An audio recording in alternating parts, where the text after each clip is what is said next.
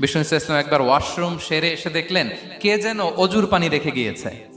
জিজ্ঞেস করলেন কে রেখেছে, বলা হলো আব্দুল্লাহ ইবনে আব্বাস রেখে, ছোট্ট আব্দুল্লাহ। বিষ্ণু ইসলাম খুশি হয়ে গেলেন, হায় রে, সে কিভাবে খেয়াল করলো, আমি এখন ওয়াশরুম থেকে আসলেই তো আমার অজুর পানি লাগবে। খুশি হয়ে একটা দোয়া করলেন তার জন্য। তিনি বললেন আল্লাহুম্মা ফাক্কিহহু ফিদ্দীন ওয়া আল্লিমহু তা'বীল, মানে হে আল্লাহ, আপনি তাকে দ্বীনের জ্ঞান দেন এবং কোরআনের ব্যাখ্যা তারে শিক্ষা দেন।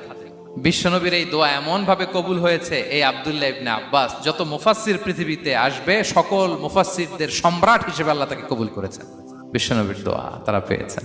উম্মে সুলাইম রাদিয়াল্লাহু তাআলা আনহা আনাস রাদিয়াল্লাহু তাআলা আনহুকে নিয়ে আসলেন, বললেন নবী হে, আপনি এসেছেন, আমরা যে এত খুশি মদিনাবাসী, সবাই দেখে আপনার হাতে কিছু না কিছু হাদিয়া দেয়, আমি কি দিব? কিছু দেয়ার নাই, কিছু দেয়ার নাই, আমি গরিব মানুষ, আমি আমার নাড় ছেঁড়া ধন, কলিজার টুকরা আনাস, আমার শিশু সন্তানটারাই আপনারে হাদিয়া দিয়ে দিলাম।